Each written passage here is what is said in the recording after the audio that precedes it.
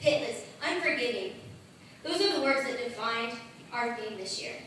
And see, that doesn't make sense to me because that's not the way that my God is. And I can see that through the connections of Ezekiel 3:20 and 21 to Isaiah 14. My God who is merciful, compassionate, forgiving, loving, willing to go after the lost, willing to send his only Son into this world to die for us.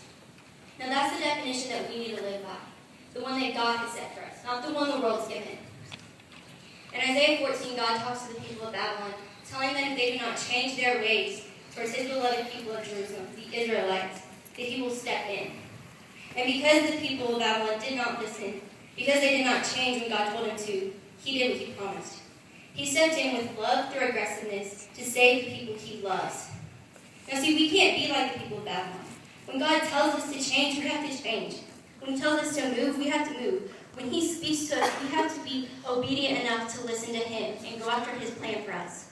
Because when we become obedient to hearing God, we can become relentless in our relationship with him. And once we're relentless towards God, we can be relentless towards the world, which is what he's called each of us to do as individuals. In Ezekiel 3:20 and 21, it says, again, when a righteous man turns from his righteous ways and does evil, and I put a stumbling block before him, he will die. Since you did not warn him for his sin, he will die for his sin, and I will hold you accountable for his blood. But if you do warn the righteous man not to sin, and he does not sin, he will surely live because he took warning, and you will have saved yourself. Now I can relate to that passage because I know the pain that Ezekiel's talking about, and all for one reason. This picture right here is Trenton. And this is our story. And this picture turns about 3 years old. And at this time, my mom had babysat him. But when you grow up, when you're that young, you don't remember these things growing up.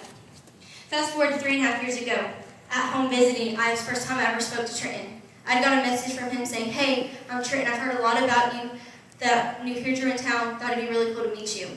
I got this message thinking nothing of it. I blew him off the moment that he came to me, not thinking anything of it. Exactly 3 days later, I get a phone call. Trenton and some other people I know had been out driving. Driving down the same road I'd been down multiple times before, but this time it was different. They took a turn too quickly and hit a tree. Now all of them were severely injured, except Trenton. He went through the windshield headfirst into a tree and died instantly. And I got this news and I began to cry. And I thought to myself, why? I didn't know this kid. I never knew him. I didn't care. But it was then at that moment that I felt the Spirit come over me and I began to feel convicted. Because I didn't know where he was spending his eternity. And because I was too selfish to take a moment of my time to reach out to somebody that could have been reaching to me for a different reason than just a friendship. And because I've lost one, I'm not willing to lose another one. And because I was made to be an imitator of Christ, I will be relentless.